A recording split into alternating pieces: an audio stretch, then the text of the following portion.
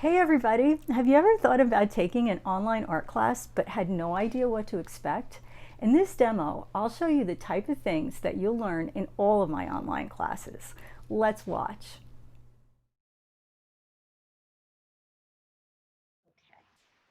Okay, so I'm going to be working in oils today, and let's first start talking about what I'm going to be painting.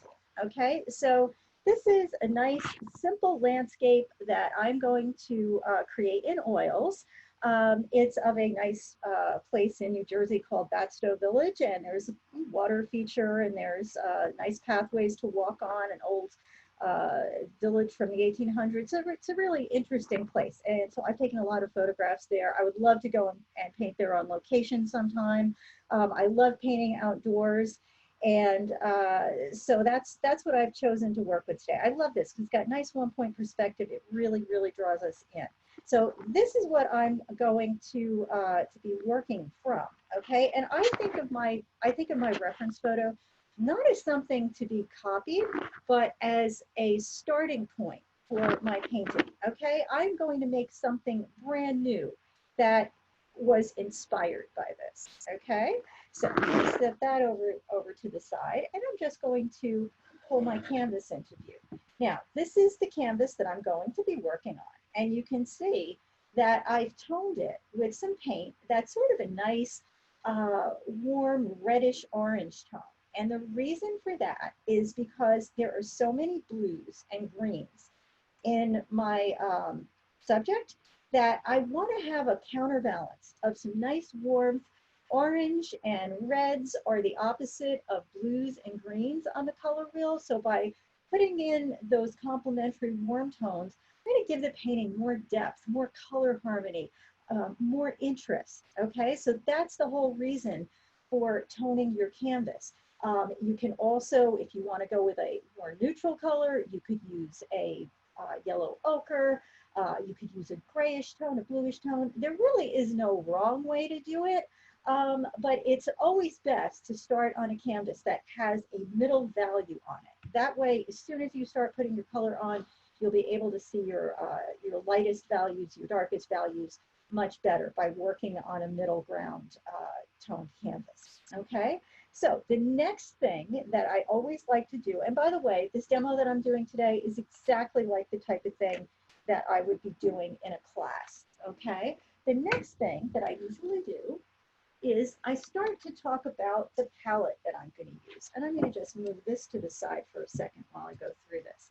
Now, I like to pre-mix my palette when I work in oils. I'm going to just, I really want to work in any media because I think if you focus on mixing your colors ahead of time, you can focus on putting them on the canvas when you're painting, and you don't have to stop to mix a color. What that does is that allows you to remain connected and fluid with the process of painting without having to stop. It also gives you the ability to look at your palette and look at your colors all mixed up before you put any of them on the canvas. So you can look at it here and know if it's harmonious, if it's going to work well, if it's going to be cohesive, if your colors are going to be fighting with one another, or if they're going to work well with one another. If you don't like what you see here, don't put it here because it's not going to change any. You want to make sure that you're happy with what you've got. Now, I created all of these colors that you see here from 3 primaries and white. Okay, the colors that I used to create this nice range of warm and cool and dark and light colors that I'm going to be putting on my canvas to paint this were all created from 3 colors. And those colors are alizarin crimson, which is a nice muted dark cool red, ultramarine blue, which is a warm blue that has some hints of reds in it. Okay, and I used a cadmium yellow light. All right, so that's more of a light, pale, cool yellow. Okay, I picked those colors because obviously there's a lot of greens in here, and I'm going to need some variation in that. And so I can get a nice range of greens by mixing my blue and my yellow. I can tone it to make it either more muted by adding some of that red to it for my darker areas, or adding more yellow to it for some of my brighter areas. Okay, so that's the those are the colors that I use to mix this, and so and some titanium white, obviously, for the lightest colors. Now, what you're going to see as I start to do my underpainting is the fact that I'm going to map in my dark and light values. The underpainting is the most important part of the entire process because that is the structure of the painting. So for that structure, I'm going to be using my darkest dark neutral that I mixed up, which is right over here, and that is ultramarine with some of that alizarin crimson mixed in with it and a little bit of the yellow just to tone it down and make it so that it's not too purple. We want it to become more of a neutral so that it's just a dark. We don't really want to think of it as being color saturated. We want it to just be dark. So I mixed that color up first. I'm going to take you through this whole entire thing, okay? Um, when I got over here, the way that I made this next color is I took some of that mixture, I put it over here, and then I added a little bit more of my yellow to it, because if I look at where my darkest values are, they're all in those trees, in those shadows. So what I need to do is start moving towards the greens, okay? So I've got a nice dark neutral that has blue in it. If I add more yellow to it, it's going to start to get a little bit more green. So I did that, and that's what I have here. This lava paint, it's a little hard to see because it's so dark. That has a little bit more of a greenish cast to it. After I mixed that up, I took some of that. I put it over here. You'll notice every color is derived from the one before it. I took some of that. I put it over here, and I added more yellow to it, which made it more green and a little bit lighter. So we're getting lighter and more color saturated as we move through the range of values for our greens, okay?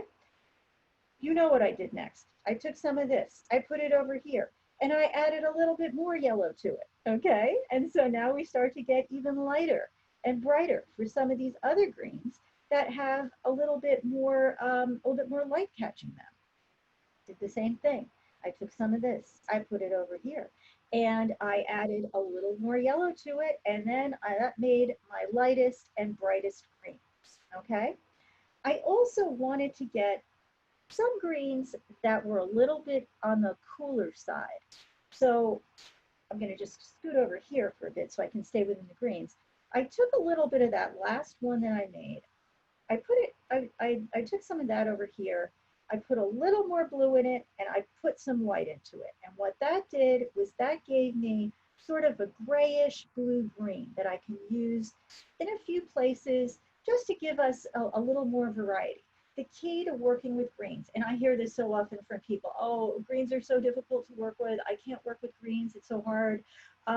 If you can just get a lot of variation and a lot of different shades of them, different temperatures, that's when your greens are going to look the most natural. And it's one of the reasons that I tend to stay away from tube greens. I try to ask people to mix them, or if you are going to use a tube green, put some blue in it, or put some yellow in it, or put some red in it. Flavor it, make it so that it's more cohesive with the rest of your palette.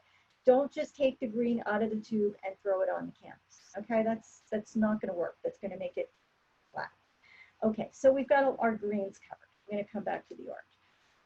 We have to get our sky in there. Now, I don't want to go to any more colors other than the four that I'm using, the three primaries and the white. So I'm going to take some of my ultramarine and I put some white into it, but I did more than just add some white to it. I also added the tiniest bit of yellow just to make it a little bit less ultramarine and white. I always try to add another color to it to give it a little more personality, make it a little more unique than just color out of the tube, okay? And by the way, it doesn't have to match the color that is on the screen or the color that's in the sky. It does need to match the value. So therefore, I've got a dark value, I've got a middle value, and I've got a light value. As I went down to make these other values, I took some of this, I added more white to it, and I added a little more yellow. I took some of this, I added more white to it, and then I added a little tiny bit more yellow. And when I say a tiny bit of yellow, I mean really, really a small amount, because Cadmium yellow light is a really, really strong color. Okay. All right, and we're going to jump over here. And we've got some clouds to make, right? We've got clouds and they've got shadows on the bottom. So I started by taking some of my lightest sky value and I threw a little bit more yellow and a little bit more red into it. I mixed that up, and that by adding that red and yellow to it, that orange to it, it grayed it down because orange is opposite blue and that makes it more neutral, okay, less color saturated. I took some of that, I put it here, I added a little bit more of my white to it. Over here, I have my white, but it has a tiny bit of yellow and a tiny bit of red in it, just so that, again, it's not just a pure white out of the tube, and it also gave it a little bit of some warmth. Have hair in there, that's not good. Then I got a little bit of that. I brought that over here. I wanted to make some of this color for this sandy path. So I just put a little bit more of my red and my yellow in that, just to make it so it has a little more, a little darker, a little bit more color to it. I took some of that, I put it over here, I put a little more white in it, and then I made some white with some yellow and a little bit of the red, hardly any of the red, just so that I could have a few really, really bright accent pieces. I need shadows for that path, so I took some of my darkest dark, which is the red and the blue, the ultramarine and the alizarin with a little bit of yellow in it, and I added a bit of white to it to make a nice dark gray neutral. Okay, then I have these other two colors on here, and you're probably saying, well, wait, I don't see any orange, I don't see any yellow on this palette. Well, if I do this, I don't have those. Kind of a blue and green, kind of a boring painting, right? If I add those two to it, perks it up a little bit, gives us something to look at. So I don't have to make these into anything. What I will probably do is add them on top in some places where I may have let some of my orange show through, just so that I can add that on top so that the canvas is pretty much covered evenly. Okay, so those are my colors. You have this now because you're going to get this demo recording, and I've explained every color that I mixed over here. Okay, so I am going to now take my painting. I'm going to pull it back into the frame so that you can see it. And I'm going to start to get my underpainting on here. Now, you'll recall I said that the underpainting is the most important part of the whole painting. And the reason for that is because it is the structure. I just dipped my brush into a little bit of turpenoid. That's all that I've got here. I'm not using anything else. Okay, and so I'm going to get some of that nice dark, dark neutral that has sort of a slightly purplish tone to it. And what I'm going to do, I started just because I was testing out how I was going to fit all this stuff on here to film it. I'm going to start by placing my horizon line in there. And you'll notice it's about a third of the way up in my photograph, which is good. That's going to fit nicely into the compositional rule of thirds convention. Okay. And I've got my path sort of mapped in where that's going to go, right? I like to get things blocked in early on so I know that my composition is going to work the way that I want it to, okay? And there's where our nice shadows are going to be on the path. We can start to hint at those. I've got to get some of the things that are up here. I'm going to just do that so that I have a little bit less glare and you can see a little bit more at the top here. Okay, so I am going to take some of this nice dark neutral that I have, and I'm going to start to block in the things that I see up in this top part of my composition. Okay, so all that I want to do is get my objects placed, and I want to get my values mapped in. Okay, so it's not just an outline of the objects, it's actually a value map where I'm actually putting paint down on the canvas in the places that are going to be dark and middle values. Right now, the lightest value that I'm going to have on there is the middle value of my canvas, okay? I'm not going to be able to get my lightest lights. Those will go on top. But for right now, all I need to do is tell myself where the different elements of this composition are going to be placed. Okay, so I'm just getting things blocked in, and that's going to give me the structure of my painting. It's also going to tell me where my darkest darks are going to be, because what I'm doing is I'm putting my paint down more heavily in the parts that have more shadow in them, okay, and less heavily. I'm just dry brushing, by the way. That's how I'm getting these different variations in the values. I'm just using a bit of dry brushing, maybe with a little tiny bit of this terpenoid on it. I don't want to make this underpainting all drippy and runny and everything, because I'm going to have to put paint right on top of this, okay? If you're a studio painter, which I mean, when I'm working large, I work in the studio, but I mostly paint on location.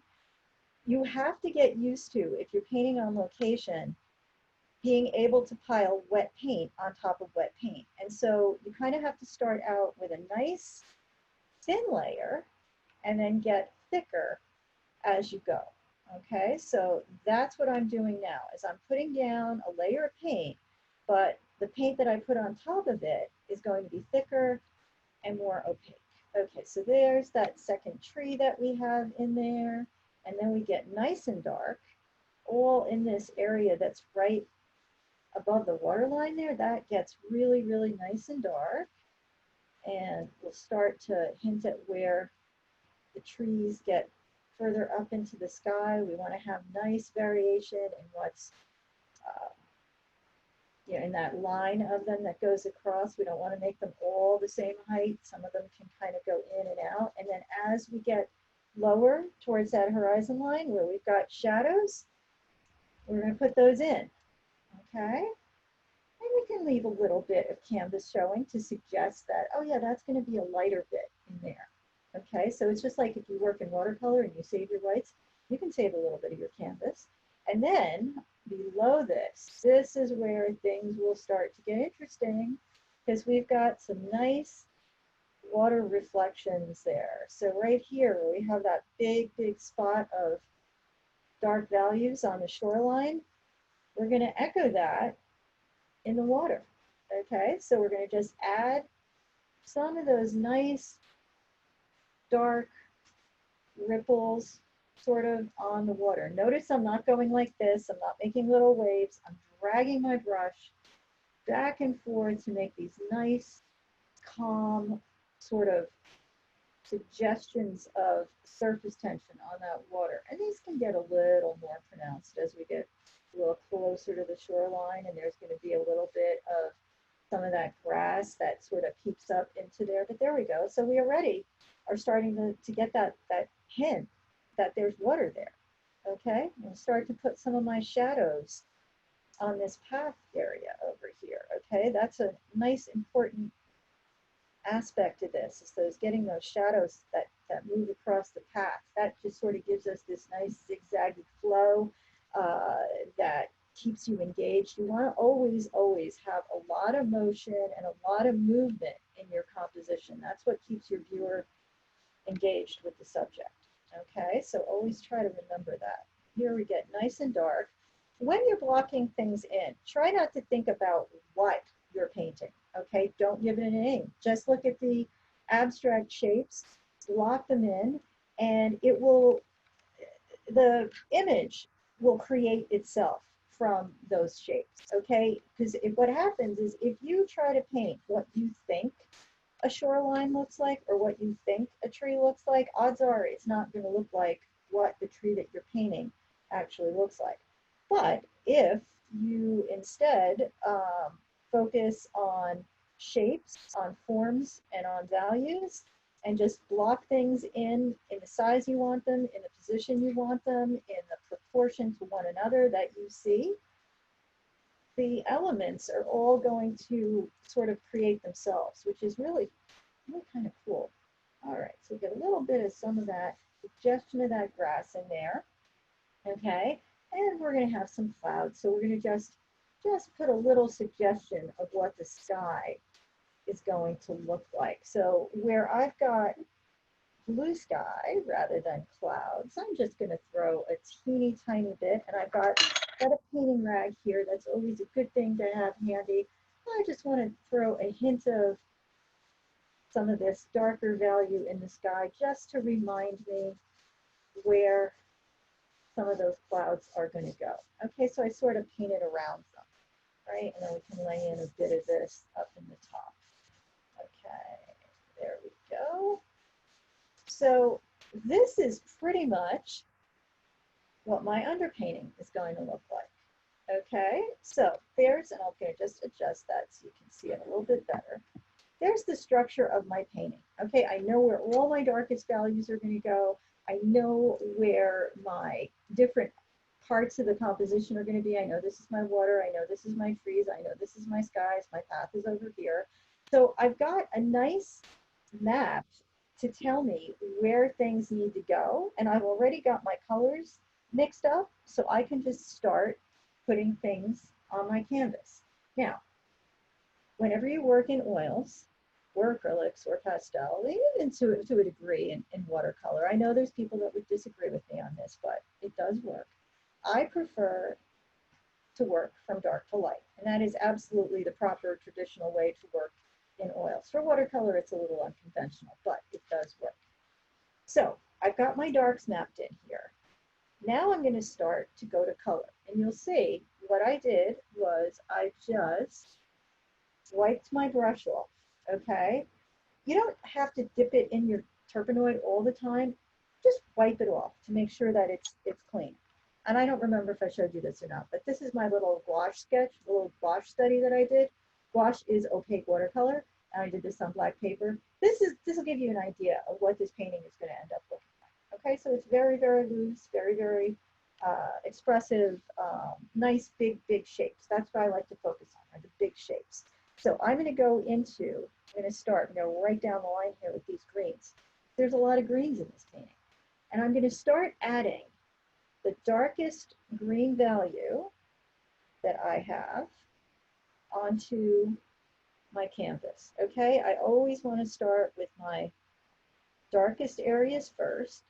And then what I'll do is I'll start going into the next level of greens. Remember I said before that the darkest parts of this painting are pretty much the trees. So the trees are obviously have a lot of green on them. And so that's what I want to get blocked in. That's my darks are going to give me a lot of depth. They're going to give the painting a lot of dimension, make it look like it's actually coming forward and going back in space where it does those things. And so I have to make sure that I get those darks in there early on. A lot of times I'll hear people say, oh, I can't get light enough, I can't get bright enough.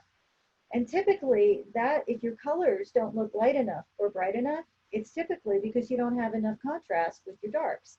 So rather than saying, okay, mix up a lighter color or put some lighter values in there, what I will usually tell people to do, I'll probably say this at least 100 times a week, probably more, add some more dark values, because what that will do is that will increase the contrast, it will increase the depth, and it will just make the painting really, really start to come to life with depth. Okay, look at how much different that looks now that I put those really dark darks in there. Okay, don't be afraid of darks. Darks are your friend. Okay, I'm going to go to this next value, which you can see is a little bit more color saturated, and I'm going to start to add some of that in. And you'll see as I start adding that, I'm going to let that sort of move into and overlap with some of those darks that I put in. Okay, I mixed up a lot of paint. Always mix up a lot of paint. I am not going to use up all of it.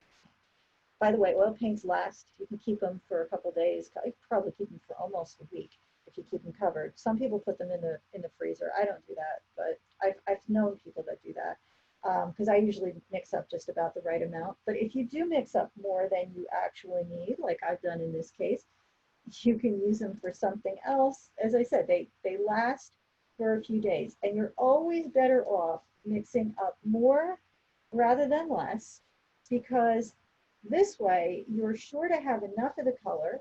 The colors stay fresher when there's a larger pile of paint out there. You don't have to stop to make more.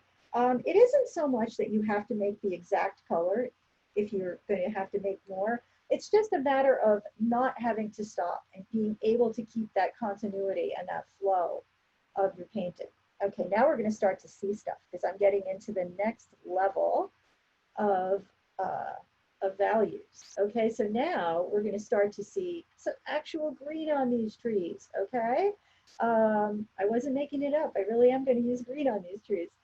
And so I'm going to use this next to the lightest green in some places to start indicating the light that's hitting these trees from up above. So like right in here, we have a really nice, fairly large clump of green leaves. And notice the way that I'm putting my paint down. I'm not painting individual leaves, okay? You don't want to do that. We don't see individual leaves on trees that are, I don't know, 100 yards away from us. I'm terrible at that kind of stuff, so don't take my word for that distance, but far away from us, we don't really see individual leaves on trees. What we see are clumps and patterns of lights and darks.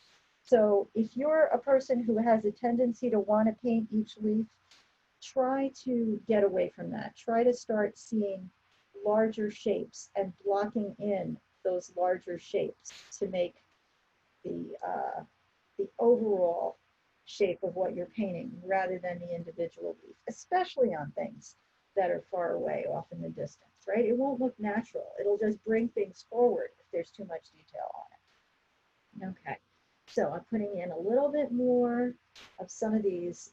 Right now we're in the middle value greens. Okay, so I'm going to put some of that on these trees that are off in the distance. Start getting that in there. See how it's because I've mixed all these colors, I don't have to stop. I don't have to stop and make the next color that I'm going to need. Okay, I've got it all done already. All right, so down in here, we're going to have quite a bit of this middle value green. So I'm going to start putting some of that on, especially in these areas down here, letting a little tiny bit of some of that orange show through in some places. And what I'll do later is I will go into that with some of those orange and yellows that I mixed up earlier, so that what I can do is have the same amount of coverage on the entire canvas. Okay, so like right down in here, we've got a lot of this green. So we're going to just put that on. You can just be really, really pretty free with the way you're applying it. The brush that I'm using, I'll talk a little bit about that. This is a brush that's called a sword because of its shape. I like this one. I like angled flats for when I'm working in oils because they're flat enough to actually push the paint around. And just like when I use a pointed round in watercolor, I can make a thin line or I can cover a lot of space. So I like that. That makes me paint more efficiently. Now we're going to start to have some fun. I'm going to my lightest value of green and I'm going to start adding that. And that's going to start making things really feel like they've got a nice range of values on those trees, okay? That's what we want to do is we want to start to get that feeling of light hitting certain surfaces, all right? So off on that distant shoreline that's there, there's a lot of nice light, okay? So I'm taking my lightest value green and I'm putting some of that down. I have a headphone wire here that's really getting in my way and making me a little crazy. Okay. So let's get a little bit of that in here. Now, when you're working in oils, if I were not doing this demo and I were not recording it, I would be standing up. Okay, I highly recommend that if you're working in oils that you stand. You can also work at a tabletop easel if you don't have the room, and that's perfectly fine. The reason I like to stand is I feel like you're more likely to back up and look at things from a distance if you're standing up. If you're sitting down, sometimes there's not as much of that backing up and looking at things, okay? As I said, for doing a demo and trying to record it and everything, it's a bit tough to get all those camera angles in there. I'm still working on that. So that's why I'm doing this at my desk the same way that I would with watercolor. But I do have a little stand here. It's actually an iPad stand. But you can do that just so that your canvas is elevated and so that you can see what's going on. Okay, so I'll get a little bit more of some of these nice light greens in there. Okay, I really like the way those uh, brights along the shoreline are giving us a little something more to look at. Now I'm going to wipe this off and I'm going to just shift gears a little bit. I'm going to go to this other green that I mixed up, this more grayish green. And I'm going to start to get a little bit of that on some of these trees that are off in the distance. Okay, and on screen, it looks much lighter than it actually is in person. So I apologize for that. It's just the lighting. But I want to just get a little bit of that in there because it's cooler and it's a little grayer. And since it's off in the distance, I want it to feel like it's further away. All right, so I'm just going to run some of that through. Notice I'm just putting the paint on and leaving it alone. I'm not doing a lot of individual sort of blending, sort of a roof that's back here that actually looks great with that color on it. So I'm just use a little bit of some of that. I'm just going to wipe this off. And I'm going to go back and I'm going to add just a little bit of this slightly warmer green into that, just so that you can see what it's going to look like on my end here. It looks just fine. When I look at it on my screen, it looks a little bit light, but again, that is the camera and the screen. It's not on the actual paint. Okay, so we've got our trees fairly well established and blocked in on this. Okay, so I'm going to clean my brush off again, and now we're going to start to work with some of the other elements. Okay, one of the things I want to do is I want to make sure that we start to get some of this reflected green into the water here. So I'm just going to use that nice darker green that I had before. I'm going to put some of that on here, and then I can pull a little bit of some of these other greens for some of the reflections that are just barely showing themselves closer to that shoreline over here. Okay, so just throw a little bit of that into that water area right there. Okay, and get a little bit more of some of these in here. And I'm going to wipe off my brush, and I'm going to start to get some of my sky blocked in.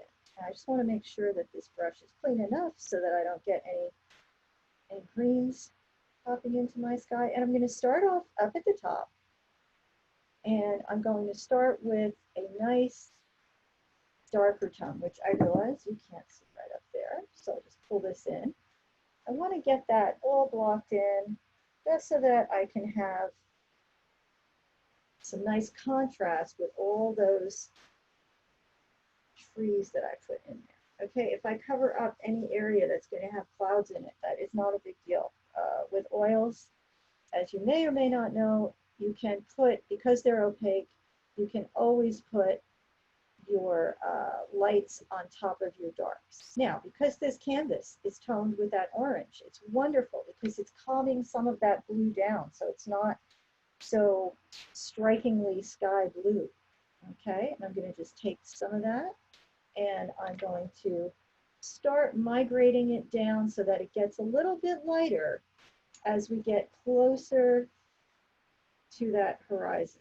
Okay, I'm going to cut in and out of my trees, and yes, I am going to let a little tiny bit of some of that orange that's on my canvas show through. Okay, I love doing that. It just really gives the painting so much more color variation and vibrancy, and it just is just a really, really interesting way to get all of that color variation in there. If you have to go back in and pull back a couple of smaller branches later, perfectly okay. Another question that I frequently get, and I'm going to address it because I know it's going to come up, is why wouldn't I have painted the background all blue and then put the trees in front of it? Okay, well, there's sort of a two-part answer to that question. First of all, if I did that, I would have to wait for that blue to dry. And that's just impractical, especially if you're painting outside, you're doing a demo like this. It's just impractical. The other thing is, if you were to do that, you run the risk of things getting to look too much like they're pasted on in front of a background.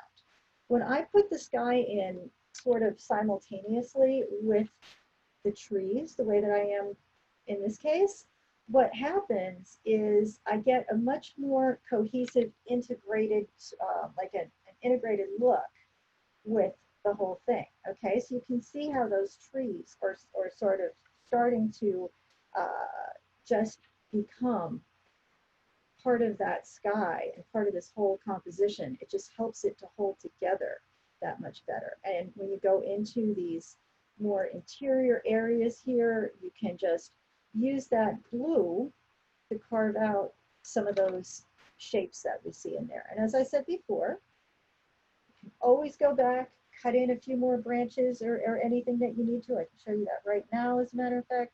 So like, let's say in here, oh, I put too big of a whole sky in there. Okay, well, let's just go fix that then. You can easily do that, right? Just go right back in with your dark neutral. You can go in with some of the dark green, whatever you want to just adjust any areas that maybe got a little bit um, too big on you. Okay, so there's always that nice bit of back and forth that you can do with darks and lights, but you want to get those darks in there early on and let them really, really establish themselves. Okay, so let's continue with this sky.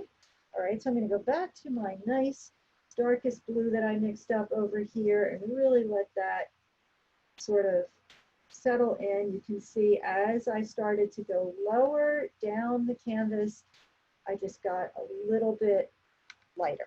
Okay, so that's what I'm going to continue to do. Just start blocking some of that in. I did sort of indicate to myself where some of these clouds are going to be. So for now, I'll just kind of block in blue where I told myself it was going to be blue. Okay, and I'm going to start to move a little faster just because I don't want to run over. I want you guys to have time to ask questions. All right, so I'm just start blocking some of that in. Just moving in through here. You can always, you don't want to overblend. You want to let things have a little bit of some brush work showing. Okay, I'm not one to use a fan brush a whole lot. Fan brushes are those brushes that look like fans that blend everything together. If that's a look that you like, I personally prefer to have a lot of nice visible brush work. I think it adds so much depth and just so much more, I don't know, interest to the painting. Okay, so there we go. So I've kind of painted around some of these cloud areas. And so now what I'll do is I'll go right back in. Just want to clean that edge up a little bit. You can always go back in. Also, once your painting is dry, you can always go back in and clean up any edges that you feel that you need to.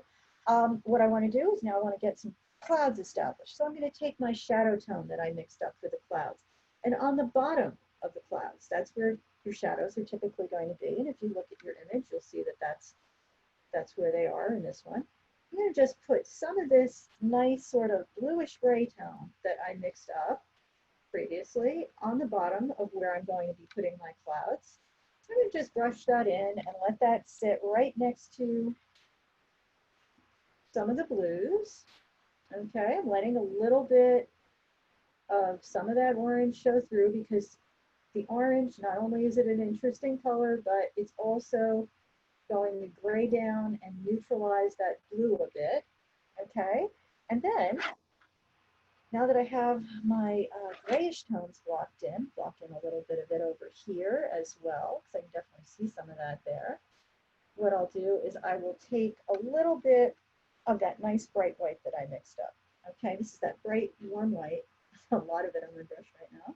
And I'm going to just put that in the places where I really, really want to have a lot of light hitting these clouds. Okay, so just look at the forms put your lights in where you see them, and they can blend a little bit with the darker tones that you have on there. Let's get a little bit of some separation between these two big bits of light that we see in here. We can throw a little bit of blue, some blue sky in between if you want. Just look at your reference image for ideas and placement of where you want to have things. You can always, clouds are a lot like flowers. You can move them so that they make your composition more interesting. They don't have to go exactly where they are. If you need to break up some space somewhere else, you can always add clouds. If you have them in places that you don't want them, you don't have to necessarily put them in.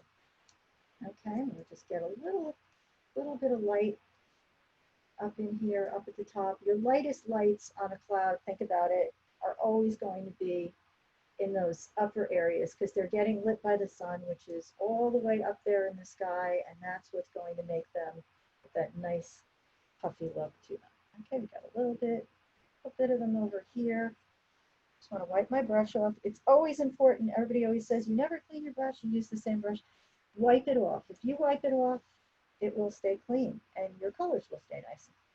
And also, when you're putting wet paint on top of wet paint, make sure that you teach yourself to develop a really nice, very light touch. Okay, we throw a little bit of some of this up in here. As I said before, you don't have to put every single one in that you see. This is your painting. You do it the way that you want to. Okay, I love the idea of a little bit of some of these puffs right up into here, but not so much that it becomes a distraction.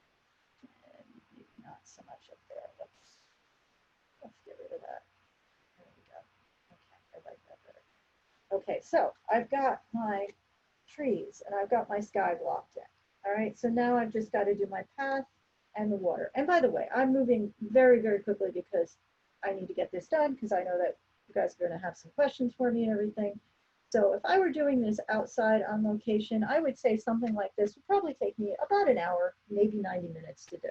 Okay, light would be changing while I was doing it, so I have to kind of keep up and just move quickly. That is why that underpainting is so, so important. Okay, because that, once you get that blocked in and you know where your shadows are, you don't change that. That stays the same. Okay, you're adding your color on top of that in the places where you told yourself the different colors you got mixed up need to go in the different values that you need. Okay, so always keep that in mind. It's not about keeping up with the light and changing your composition as it changes. It's more about blocking it in initially in that underpainting and then putting your color on top. Okay, so here, just get some of that path blocked in because that's going to lead us right into this area. I will absolutely be sending you a picture of this that I will take, which will have hopefully a bit more accurate of a representation of the color because on my screen it is looking a little bit more a little lighter, I think, than it actually is. And I don't want that to confuse anybody. Okay, we need to get a little bit of those light greens back in there. Okay, we still have to do some water. Don't worry, that's going to go fast. Okay, we're going to put some of this in here. I see some nice light greens back up in here, so I'll just put those in. So you can see what I'm doing is I'm just putting in my dark values where I see them, my lighter values where I see them, and that is making the subject, rather than me saying, okay, I'm going to paint grass now, I'm going to paint this now, or that now, all right? Okay, so move that back a little. I'm going to angle this up so you can see it a little bit more clearly. Okay, and I just want to get a little bit of this and just tone this light down. It's amazing how different this looks in person than it does on screen, at least on my screen, but hopefully you get the point. Okay, so now we've got to do some of this water back in here. Okay, so the water obviously is reflected from the sky. So I'm going to use my darkest sky value that I mixed up to start hinting at the idea of this surface tension on the water. Now I picked the darkest value that I have because anytime you're looking at reflections in a mirror, in water, in whatever it is that you're looking at them in, they are always going to be more muted than what you see in the actual object. So the sky is going to be lighter and brighter than the reflection of the sky in the water. Okay, so that's why I used the darkest value of sky color pretty much throughout what I've got as reflections in the water. But there are some places where we get a little bit lighter.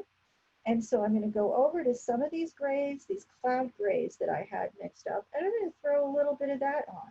Wherever I'm seeing a slightly lighter look of some of these little ripples and reflections, maybe as we get closer to us where we have a little bit more contrast, like down in here, I can throw a little bit of that in. And I can also do the same with a few dark values down in that area. Wipe this off again. I'm going to get some of my really, really dark sort of greenish tone that I mixed up, not quite the absolute darkest value, but the one right ahead of that. And I'll just get a little bit of that in here to just suggest some of those nice shadows that we have here. And again, with ripples, with things like this, don't overdo it, because if you overdo it, it will not look natural. If you just put a hint of it in there, it will. Okay, we have the edge of the water there. I've got this nice gray that I mixed up that I showed you before. I'm going to put some of that down, and then I'm going to put some of that also on the shadows on the path. Okay, so that was over in this area here, a little bit over here, and then we have some in the back over here. So I'm just getting in wherever I see shadows on that path. I'm going to start to pull some of that in. I'm going to pull a little bit of this gray. There's like a barn roof or something back there. Again, that's a structure that's way off in the distance. We don't really even see that or notice that it's there so much as, oh, there's something back there. Okay, well, let's put something back there, but not really put too much emphasis on it. I'm going to throw a little bit more green into some of this sort of reflected water over here, and there's a little bit of grass on that side. And I'm going to be almost done with this. Okay, again, at the end, you always want to take a step back and look at what you have. You know, look at it from a distance. For me, that's a little hard to do because I'd have to get up and walk across the room. So I'm going to just move it up and down and look at it on my screen a little bit. I'm pretty happy with what I have.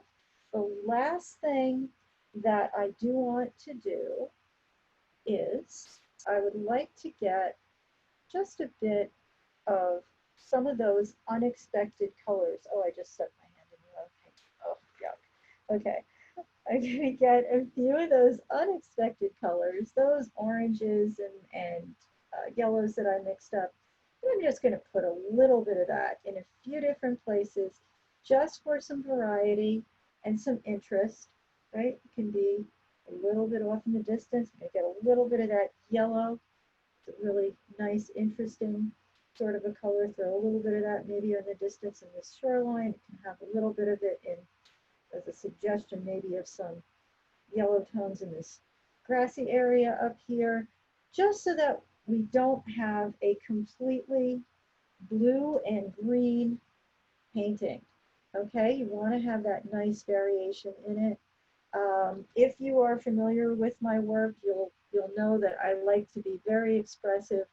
I'm kind of a combination of a representational and abstract painter. I like things to be drawn properly. I like their proportion to be accurate. I love perspective. I love urban landscape. But I'm not out to make a photographic representation of what's in front of me. I would much rather make an expressive suggestion of what's there, but an accurate suggestion of what's there, one that is well considered, thought out, um, and really conveys the essence of what's there, rather than a photographic representation. And it's not that I have anything against photorealism. It just doesn't interest me in painting that way. Okay. And I think, when I teach, what I try to do is I don't try to get people to paint the way that I do, because I think that sort of defeats the whole purpose of being an artist. You want to express yourself. But I do like to give people a wide range of approaches, techniques, whatever you want to call it, that you can then figure out how to fit into your own work. Okay, so I am going to wipe that brush off, gently pick this up. I will fix this bottom part later, throw some of that in. I want you to just be able to see the whole painting.